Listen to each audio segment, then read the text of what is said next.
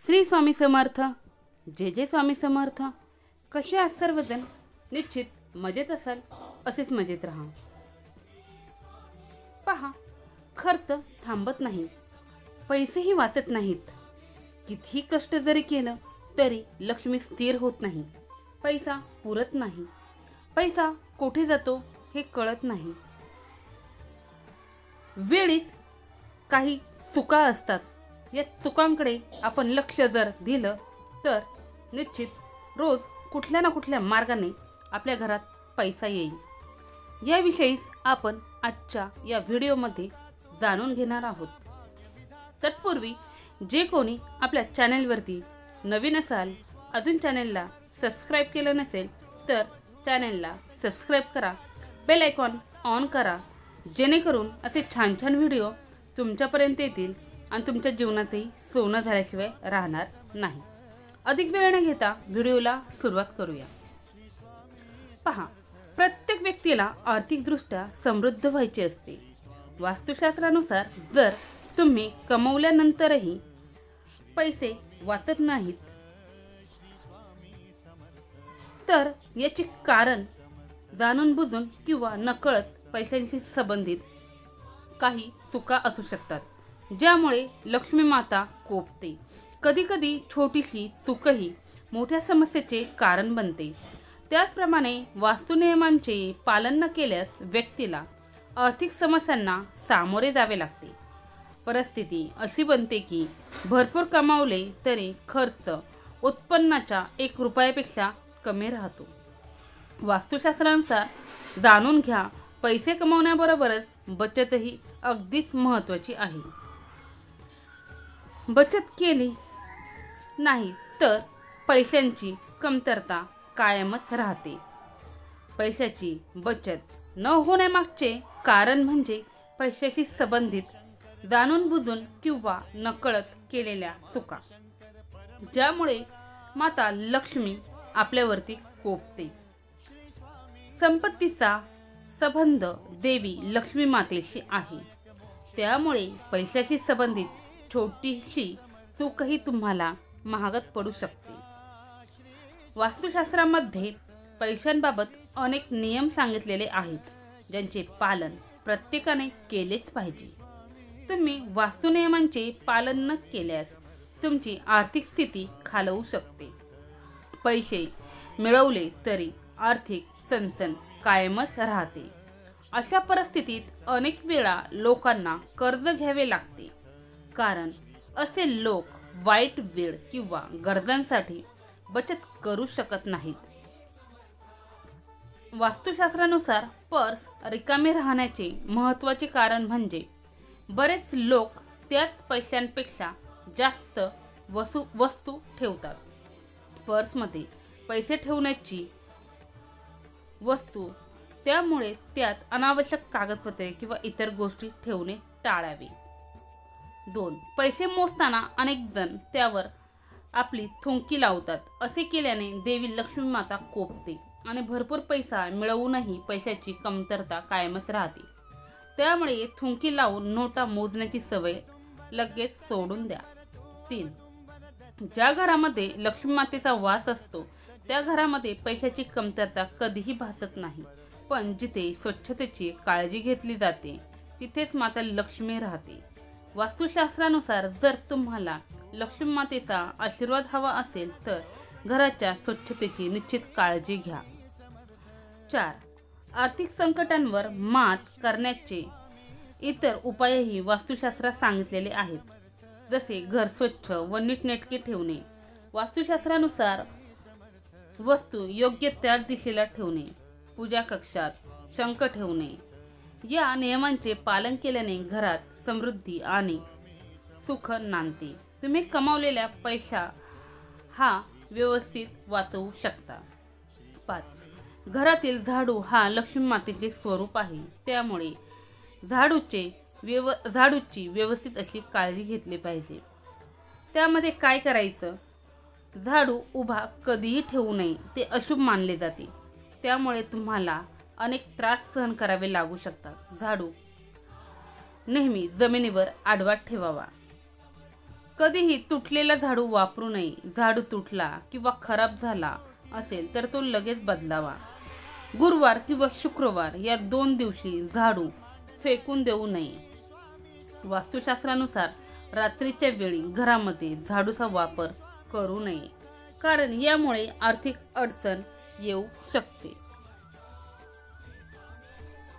झाडू कधीही कपाटाच्या मागे, शेजारी किंवा तिजोरीत ठेवू नये. यामुळे आर्थिक चणचण भासू शकते. झाडू फक्त शनिवारीच खरेदी करावा. शनिवार हा दिवस झाडू खरेदी करण्यासाठी अत्यंत शुभ मानला जातो.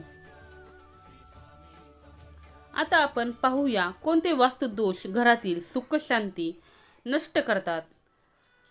घरात नकारात्मक ऊर्जेमुळे वास्तु दोषही वाढतात. जाणून घेऊया कोणते वास्तु दोष घरातील सुख शांती हरण करतात. या दोषांमुळे कुटुंबातील सदस्यांना नेहमी कोणत्या ना कोणत्या समस्यांना, संकटांना सामोरे जावे लागते. 1. घर किंवा कामाच्या ठिकाणी किंवा दुकानात अंधार असेल तर या ठिकाणी वास्तुदोष निर्माण होतो. या ठिकाणी जास्त काळ अंधार ठेवू नये. असे मानले जाते की ज्या ठिकाणी अंधार असतो त्या ठिकाणी नकारात्मक ऊर्जा जास्त असते. 2. वास्तूनुसार रात्रीच्या वेळी अत्तर, त्याचप्रमाणे अगरबत्ती, धूप यांसारख्या सुगंधी वस्तूंचा वापर करू नये. मजबूत सुगंध तुमच्याकडे नकारात्मक शक्तींना आकर्षित करू शकतो. 3. एखादे घर नेहमी घाण असते आणि दररोज साफ न केल्याने नकारात्मक ऊर्जेचे परिणाम लवकर होतो. अशा घरात वास्तुदोष लवकर वाढतात. त्यामुळे आपले घर आणि स्वतःची स्वच्छता नेहमी ठेवावी. 4. पूजेशिवाय कधीही घरात राहू नये. रोज देवघरात पूजा ही झालीच पाहिजे. ज्या घरात पूजा नसते त्या घरात वाईट शक्तींचा वास लवकर होतो.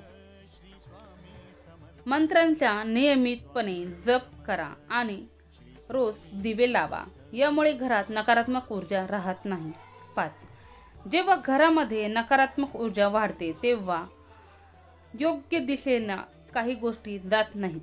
परिस्थिती तुमच्यासाठी प्रतिकूल होत नाही. अशा परिस्थितीत कुटुंबातील सदस्यांची प्रगती थांबते. त्याचप्रमाणे आपण खूप काळजीपूर्वक काम केले पाहिजे. वास्तुनियमांचे पालन न केल्यास अशा समस्यांना आपणास सामोरे जावे लागते. यामुळे पैशाचे नवीन मार्ग मोकळे होणे गरजेचे आहे व कायम आपल्या घरामध्ये लक्ष्मी मातेचा वास राहणेही गरजेचे आहे. यासाठी आपण खालील उपाय पाहणार आहोत. पहा, पैसा घरात येऊन टिकण्यासाठी आपण हे उपाय निश्चित करू शकता. 1. कोणत्याही शुभ कार्यात कापुराचे विशेष महत्त्व असते. असे मानले जाते की घरामध्ये कापूर जाळल्याने वास्तुदोष, नकारात्मक ऊर्जा दूर होते. त्यामुळे आठवड्यातून एकदा कापूर अवश्य जाळावा. असे केल्याने सकारात्मक ऊर्जा आपल्या घरात वास करते. निसर्गाचा नियम असा आहे की तुम्ही जे काही देता ते तुम्हाला दुप्पट मिळते. संपत्ती आणि अन्नाला धरून राहिल्यास ते निश्चित स्थिर राहील. परोपकारातील सर्वात मोठे काम म्हणजे दान, म्हणजेच अन्नदान केल्याने आपल्या घरातील अन्नाचे भांडार नेहमीच भरून राहील. 2. संध्याकाळची पूजा करताना मोहरीच्या तेलाचा दिवा लावावा आणि त्यामध्ये 2 लवंगा जरूर टाका. जर तुम्हाला हवे असेल तर तुम्ही हा दिवा दररोज प्रवेशद्वाराच्या दोन्ही बाजूला किंवा एका बाजूला लावू शकता. असे केल्याने तुम्हाला देवी देवतांचा, पितरांचा आशीर्वाद निश्चित मिळतो. त्यामुळे घरात बरकत येते. जेव्हा तुम्ही घरी चपाती बनवता तेव्हा गरम झाल्यावर त्यावर थोडे दुधाचे थेंब शिंपडा. असे केल्याने सर्व प्रकारच्या दोषातून मुक्ती मिळते. यासोबतच पहिली भाकरी गाईला खायला द्या. तसेच पिठाच्या गोळ्यामध्ये तुम्ही गूळ घालू शकता व तो गोळा गाईला चारा. पक्ष्यांना दररोज धान्य खाऊ घाला. हे देखील खूप चांगले समजले जाते. कुंडलीतील सर्व दोष दूर होतात. त्यामुळे जीवनातील प्रगती, सुख समृद्धी आपल्या जीवनामध्ये वाढते. ज्योतिषशास्त्रानुसार झाडू सूर्यास्ताच्या वेळी किंवा सूर्यास्ताच्या नंतर मारू नये. असे केल्याने देवी लक्ष्मी माता घरातून बाहेर पडते. अवलक्ष्मी आपल्या घरामध्ये वास करते. 3. जेवणाचे ताट नेहमीच टेबलावर अथवा आपल्या समोर असावे. खाण्याचे ताट कधीही एका हाताने धरू नका. असे केल्याने अन्न दृष्ट प्रेत योनीत जाते. जेवल्यानंतर ताटात हात धुवू नका. ताटात अन्न कधीही ठेवू नका. जेवल्यानंतर अन्न स्वयंपाकघरात ठेवावे. बेड किंवा टेबलावर कधीही जेवू नये. अगदी वर बसून जेवू नये. रात्रीच्या वेळी घरात खरकटी भांडी ठेवू नये. अन्न खाण्यापूर्वी देवतांची प्रार्थना अवश्य करावी. जेवताना बोलू नका, रागावू नका. रात्रीचे जेवण कुटुंबियांसह बसून करावे. जेवताना विचित्र आवाज काढू नयेत. रात्री दही सेवन केल्यास लक्ष्मी मातेचा अनादर होतो. ज्यांना समृद्धी हवी आहे, त्यांनी आर्थिक अडचणी आहेत, त्यांनी रात्रीच्या जेवणात दही सेवन करू नये. अन्न नेहमी पूर्वेकडे आणि उत्तरेकडे तोंड करूनच घ्यावे. शक्य असल्यास स्वयंपाकघरातच बसून अन्न खावे. त्यामुळे राहूला शांती मिळते. सकाळी चूळ भरल्याशिवाय पाणी किंवा चहा पिऊ नका. गाय, ब्राह्मण किंवा आग्नेला उष्ट्या हाताने किंवा पायाने स्पर्श करू नका. 4. ब्रह्ममुहूर्त किंवा संध्याकाळच्या वेळी कधीही जेवण करू नका. जिथे कोणत्याही पाहुण्याला दिसणार नाही अशा ठिकाणी आपल्याला आपल्या घरातील झाडू ठेवायचा आहे. पती पत्नीमध्ये सतत भांडणे व वाद होत राहतात. जर आपल्या घरातील झाडू कोणी पाहिला तर नात्यामध्ये दुरावा निर्माण होतो.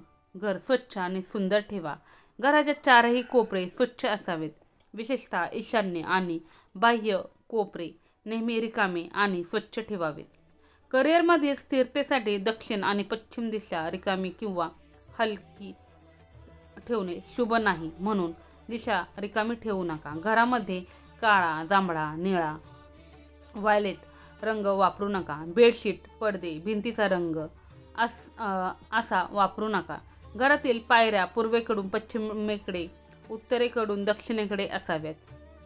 ईशान्य दिशेला कधीही जिना करू नका. घराच्या फरशीवर, छतावर, भिंतीवर, छताकडे तडे पडू देऊ नका. असे झाल्यास ते त्वरित भरून घ्या. घराला भेगा पडणे अशुभच मानले जाते. 5. घरातील स्त्रीचा नेहमी आदर करा. पाय दक्षिणेकडे तोंड करून झोपू नका. तुमच्या शर्टचा वरचा खिसा फाटला असेल तर तो दुरुस्त करा. कोणत्याही प्रकारचे मादक पेय घेऊ नका. सतत खोटे बोलण्याने आणखीनच आपले वाईट होते. दात स्वच्छ आणि चमकदार ठेवा. वारंवार झोपण्याची सवय बदला आणि घरात सर्वत्र घाण पसरवू नका. केस वाढवू ठेवू नका. घरातील सर्व छिद्रे जरूर सकाळी, संध्याकाळी आणि रात्री 3 वेळा पाण्याने धुवा.